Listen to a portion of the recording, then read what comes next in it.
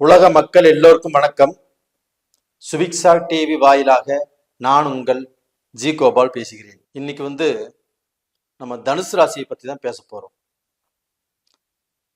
தனுசு ராசிக்காரர்களாகப்பட்டது இந்த வருடத்தில் இன்னும் 11 மாசம் இருக்குது. இந்த 11 மாச காலத்துல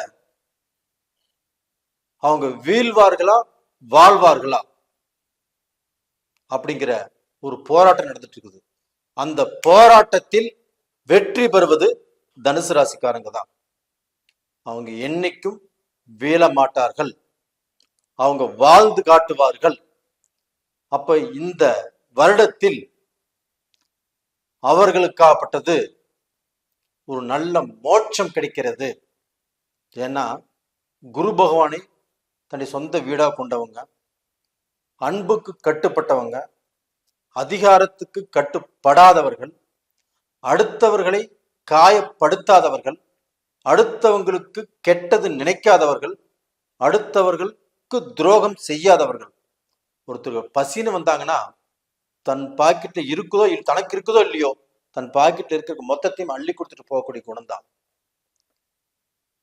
ஒரு பசங்களை படிக்கிறதுக்கு வாய்ப்பு இல்லை, வசதி இல்லைன்னா அவங்களையும் இவங்களால முடிஞ்ச வரைக்கும் அவங்க படிக்க வைக்கிறாங்க. அநாத ஆசிரமங்களுக்கு எவ்வளவு உதவிகள் செய்யறாங்க, ஆன்மீக தொண்டு செய்யறாங்க. இவ்வளவு சிறப்பு பண்புகள் கொண்டவர்கள் தான் தனுசு ராசிக்காரங்க. இவங்க கடந்த காலத்துல கஷ்டம்னா நான் ஒரு வாரத்தில் சொல்லிடலாம். அவங்க அதை விட பெரும் பங்கு கஷ்டத்தை அனுபவிச்சிருக்கிறாங்க. அதை பத்தி தான் இந்த வீடியோல பேச போறேன். நேரிலே இது ஒரு புத்தம் புதிய ஒரு சிறப்பான வீடியோ.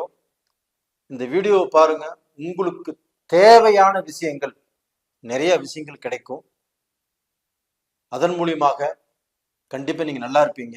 அது போக உங்களுக்கு சில பரிகாரங்களும் நான் சொல்றேன். அப்ப டோட்டலா பாத்தீங்கன்னா இப்போ இந்த தனுசு ராசிக்காரங்க வாழ்க்கையில அடிபட்டு மிதிபட்டு கஷ்டப்பட்டு வேதனைப்பட்டு பட்ட காலே படும் அப்படிங்கிற கோணத்துலதான் அவங்களுக்கு அடிமேல் அடி வாங்கிட்டு இருக்கிறாங்க. அப்ப அவங்களுக்கு அடிமேல் அடி வாங்கினாலும் இன்னைக்கு வரைக்கும் அந்த நல்ல குணம், அந்த நல்லது செய்யக்கூடிய எண்ணம் இன்னைக்கு மாறல. இந்த மாதிரி கஷ்டத்திலையும் அடுத்தவங்களுக்கு தீங்கு செய்யணும், இல்ல கெட்ட ரூட்ல நாம சம்பாதிக்கணும் அப்படிங்கிற எண்ணம் அவங்களுக்கு வரல.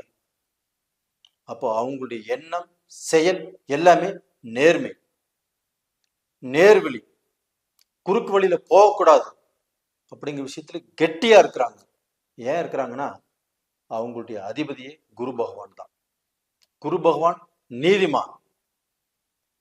அப்ப அந்த நீதிமானுடைய வீட்டுல அந்த ராசியில பிறந்தவங்க எப்பவுமே நீதி நெறி நியாயம் தவறாமல் இருப்பாங்க.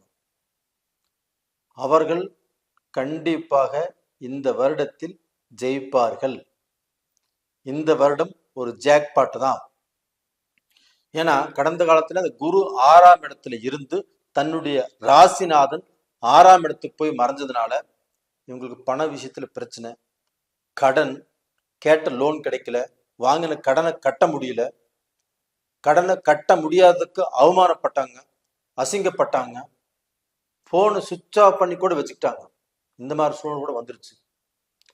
இப்ப அந்த குரு பகவான் ஆப்பட்டது மே மாசம் 14ஆம் தேதி அந்த குரு பகவான் பெயர்ந்து 7ஆம் இடத்துக்கு போறாங்க. இவங்க ராசிக்கு 7ஆம் இடத்துக்கு. அந்த 7ஆம் இடத்துக்கு போறது மட்டும் இல்ல, 7ஆம் பார்வையாக இவங்க ராசியவே பாக்குறாங்க. அப்போ அந்த குரு பகவான் தன்னுடைய சொந்த வீட்டை பார்ப்பதால் கண்டிப்பாக இந்த தனுசு ராசிக்காரர்கள், தனுசு ராசியில் பிறந்த ஆண் பெண் எல்லாருமே நல்ல நிலைக்கு வரப்போறீங்க. உங்களுக்கு மனசுல ரொம்ப திடம் உருவாகும், நல்ல சந்தோஷம் உருவாகும், நல்ல நம்பிக்கை உருவாகும். இந்த விஷயத்தை நான் சாதிப்பேன், இதுல நான் ஜெயிச்சே தீருவேன் அப்படிங்கிற எண்ணங்கள் உருவாகும். அதே சமயத்துல நீங்க நிறைய சம்பாதிப்பீங்க, பல மடங்கு சம்பாதிப்பீங்க. சம்பாதிச்சு கடனை கட்டி அது போக அந்த குரு பகவான் உங்களுடைய ராசியை பார்க்கறதுனாலையும் உங்க ராசிக்கு 2ஆம் இடத்தை கும்பத்தை பார்க்கறதுனாலையும் அப்ப அது வந்து 3ஆம் இடமாக வருது. அப்போ உங்களுடைய முயற்சிகள் வெற்றி அடையும். நீங்க வீடு கட்டுவீங்க, வீடு வாங்குவீங்க, உங்களுடைய தேவைக்கோசரம் பூமி வாங்குவீங்க, உங்க மக்களை நல்லபடியா படிக்க வைப்பீங்க, உங்க மக்களுக்கு கஷ்டங்கள் கண்டிப்பாக தீரும். அதே சமயத்துல மக்கள் நல்லா இருக்கணும், மக்களை நல்லா வளர்த்து ஆளாக்கணும் அப்படிங்கிற விஷயத்துல இந்த 12 ராசிகளிலுமே இந்த தனுசு ராசி குருடைய ஆதிக்கம் பெற்றவர்கள் அதிகமான பங்கெடுத்துக்கிறீங்க. மக்களுடைய வாழ்க்கையில மக்கள் ஒழுக்கமா வளர்க்கணும், நம்பிக்கை நாணயமா அவங்க இருக்கணும், அவங்க நல்லபடியாக வேலை செய்யணும், அவங்க உயர்ந்த இடத்துக்கு வரணும் அப்படின்னு கஷ்டப்பட்டு மக்களை வளர்த்து ஆளாக்குனீங்க. அப்படி கஷ்டப்பட்டு கடந்த காலத்துல கல்யாணம் பண்ணி கொடுத்தீங்க.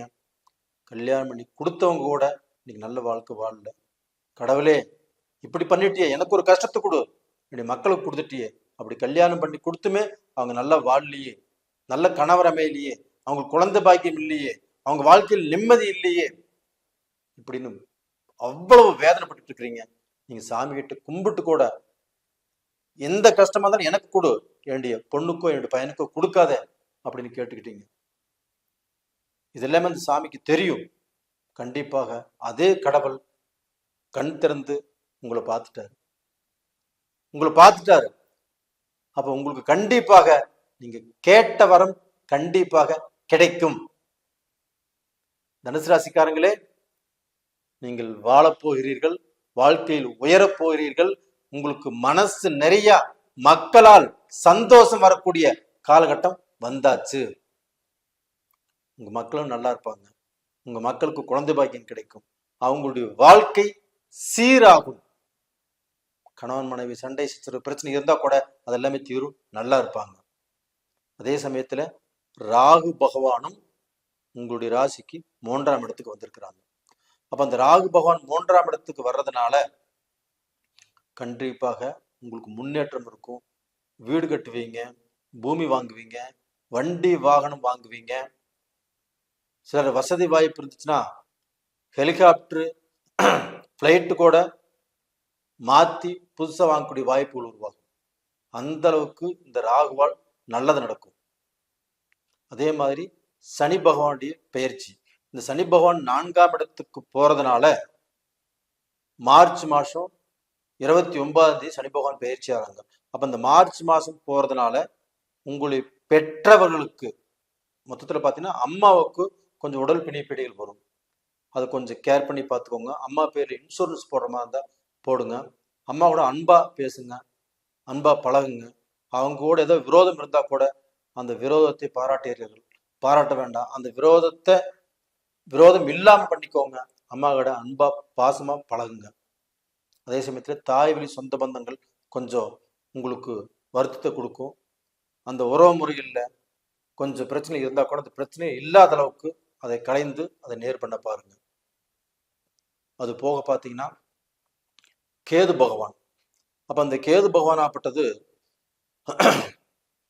9ஆம் இடத்துக்கு வர்றாங்க. அந்த 9ஆம் இடத்துக்கு வரக்கூடிய கேது பகவானால், அதாவது மார்ச் மாசம் 18ஆம் தேதி வர்றாங்க. அந்த கேது பகவானும் உங்களுக்கு நல்லதுதான் பண்ணுவார். பாக்கியஸ்தானத்தில் கேது பகவான் இருக்கிறாரு. அந்த பாக்கியஸ்தானத்தில் இருக்கக்கூடிய கேது பகவான் உங்களுக்கு மெல்ல மெல்ல வளர்ச்சியை தான் கொடுப்பார் ஒழியோ கண்டிப்பா உங்களுக்கு கீழே கொண்டு போக மாட்டாரு. அந்த கேது பகவான் நல்ல அனுபவத்தை ஆழமாக கொடுத்து உங்களுக்கு நல்லது பண்ணுவார். அப்ப எந்த ரூபத்திலுமே நீங்க வந்து கெட்டு போயிருவீங்க, உங்களுக்கு எதுவுமே சரியில்லை அப்படின்னு சொல்வதற்கு வாய்ப்புகள் இல்லை. உங்களுக்கு உடலாதிபதி கொஞ்சம் பிணிப்பீடைகள் வரும்.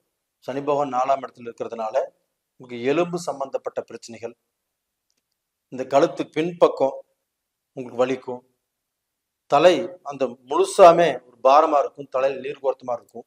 இதை மட்டும் என்ன ஏதுன்னு நீங்க பார்த்துக்கோங்க. அதே சமயத்துல நீங்கள் வழிபட வேண்டிய தெய்வம், உங்களுக்கு ஒரு பரிகாரம் சொல்றேன்னு சொல்லியிருந்தேன், அந்த பரிகாரம் தான் இது. அந்த பரிகாரம் அப்படின்னா, நீங்கள் வழிபட வேண்டிய தெய்வம் அப்படி எடுத்துட்டீங்கன்னா குரு பகவானையை வழிபடுங்க. உங்களுடைய ராசிநாதன் குரு பகவான். அந்த குரு பகவானை ஒவ்வொரு வியாழக்கிழமையும் கண்டிப்பாக அந்த மஞ்சள் புஷ்பமிட்டு அந்த மஞ்சள் ஆடை சாத்தி கண்டிப்பா வணங்குவாங்க. கண்டிப்பா நல்லா இருப்பீங்க. அது போக ஒரு கைப்பிடி கல் உப்பு, 7 மஞ்சள் கொம்பு ஒரு மஞ்சள் துணியில கட்டி வச்சு 9 நாள் சாமி மேடையில் வச்சிருந்து 9வது நாள் எடுத்துட்டு போயிட்டு ஒரு கங்கையிலையோ ஒரு நீர்லையோ அதை கரைச்சி விட்டுருங்க. அப்படி அது கரையும் போது கண்டிப்பாக உங்களுடைய கஷ்டங்கள், குடும்ப கஷ்டங்கள் இது எல்லாமே கரையும், நீங்கள் நல்லா இருப்பீங்க. அதுபோக ஒரு முக்கியமான விஷயம் நான் சொல்றதுக்கு மறந்துட்டேன். இந்த பீரியட்ல, இந்த வருஷத்துல உங்களுடைய மனைவிக்கு அவங்கள் எதிர்பார்த்த ஆடை, ஆபரணங்கள், வைரம், வைடூரியம் இந்த மாதிரி விஷயங்கள் வாங்கி கொடுத்து அவங்களை திருப்திப்படுத்த போறீங்க. நீங்க எல்லாரும் நல்லா இருப்பீங்க. கண்டிப்பாக நல்லதே நடக்கும். நேயர்களே, இந்த பதிவு பிடிச்சிருக்குன்னு நினைக்கிறேன். பிடிச்சிருந்தா லைக் பண்ணுங்க, சப்ஸ்கிரைப் பண்ணுங்க. உங்களுடைய ஜென்ம ஜாதகத்துல நடக்கக்கூடிய தசா புத்திகள் எப்படி இருக்குன்னு தெரிஞ்சுக்கோன்னா கீழே நம்பர் கொடுத்துருக்குறோம், கான்டாக்ட் பண்ணுங்க. உங்களிடமிருந்து விடைபெறுவது உங்களின் ஜி கோபால். நன்றி, வணக்கம்.